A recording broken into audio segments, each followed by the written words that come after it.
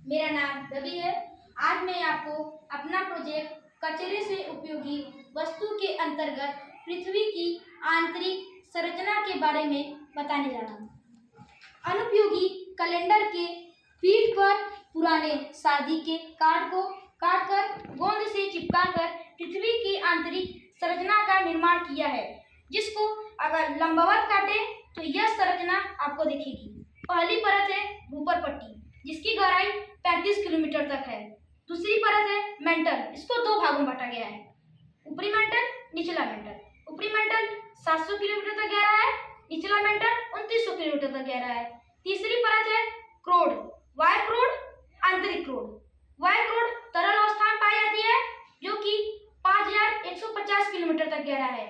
आंतरिक क्रोड यह ठोस अवस्था में पाई जाती है, इसकी गहराई 6371 किलोमीटर तक गहरी है।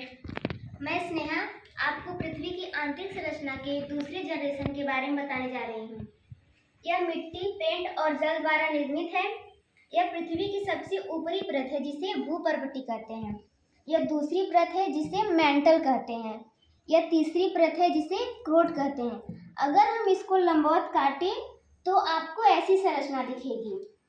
यह पृथ्वी की सबसे ऊपरी परत है, जिसे भूपर्पटी कहते हैं। इसमें सिलिका और एल्युमिनियम पाए जाने के कारण इसे सियोल भी कहते हैं। दूसरी परत होती है मेंटल, इसमें दो भाग होते हैं, ऊपरी मेंटल और निचली मेंटल। इसमें सिलिका और मैग्नीशियम पाए जाने के कारण इसे सीमा भी कहते हैं। तीसरी परत होती है क्रोड, इसमें भी दो भाग होते हैं, आंतरिक क्रोड और बाह्य क्रोड। इसमें आयरन और निकिल पाए जाने के कारण इसे नीफे भी कहते हैं। मैं सालू टीम लीडर। मैं आपको पृथ्वी की आंतरिक संरचना के तीसरे जनरेशन के 3D मॉडल को विजुलाइज कराऊंगी। इसको बनाने के लिए हमने हॉस्पिटल से निकले वेस्ट मटेरियल, सिरिंज और पाइप का प्रयोग किया है तथा इसे आकर्षण बनाने के लिए ग्लिटर पेपर, गोंद, कैंची का भी प्रयोग किया है। इससे हम पृथ्वी की आंतरिक संरचना को आसानी से समझ सकते हैं। यह है पृथ्वी की सबसे ऊपरी परत, जिसे भूपर्पटी कहते हैं। यहाँ पर हम सभी रहते हैं। इसके बाद पृथ्वी की दूसरी परत है, जिसे मेंटल कहते हैं। इसको मैं आपको आगे करके भी दिखाती हूँ, देखिए।